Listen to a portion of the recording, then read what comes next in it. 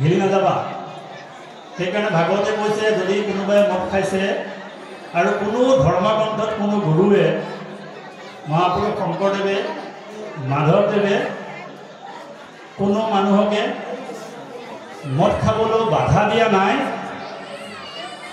মাংস খাবলৈ বাধা দিয়া নাই, কিন্তু কৈ দিছে আপুনি মদ খালে কি হ'ব সেইটো জানক, আৰু গাখীৰ খালে কি হ'ব সেইটোও জানক, আপুনি মাংস খালে কি হ'ব সেইটো জানক, আৰু তাৰ বিপৰীতে সাত্বিক আহাৰ গ্ৰহণ কৰিলে আপোনাৰ কি হ'ব সেইটো কিন্তু গুৰুজনে কৈ কৈছে। আপুনি কোনটো লয় আপোনাৰ কথা, আপুনি কোনটো ৰাস্তাত যাব বিচাৰে সেইটো আপোনাৰ কিন্তু কথা। আমাৰ গুৰুজনৰ পৰা কৃপা সেইকাৰণে ভাগৱতে বেদে বেদান্ত সকলোখিনিতে কোনবিধ আহাৰে আপোনাৰ শৰীৰত কেনেকুৱা প্ৰভাৱ পেলাব এইটো কিন্তু কৈ থোৱা আছে। কি আহাৰ খালে কি হ'ব, কি গুণ বিকশিত হ'ব সেই কথাটো কিন্তু ভাগৱতে কৈ থৈছে।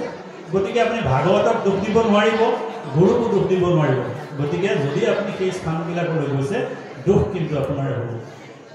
গতিকে কলি থকা জেগালৈ আজি যদি কিবা কাৰণ যায় তেন্তে তাৰ কাৰণে কিন্তু আপুনি কলিৰ প্ৰভাৱত পৰিব। আৰু এটা বস্তু দিলে কলিয়ে আকৌ প্ৰাৰ্থনা কৰিছে যে কি বুলি প্ৰাৰ্থনা কৰিছে আকৌ শুনকচোন।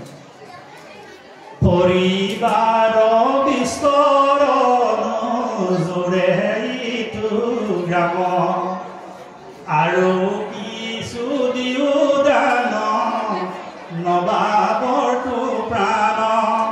এইকেইটা জেগা মোৰ নিজৰ পৰিয়ালটো বৰ ডাঙৰ, মোৰ পৰিয়ালটো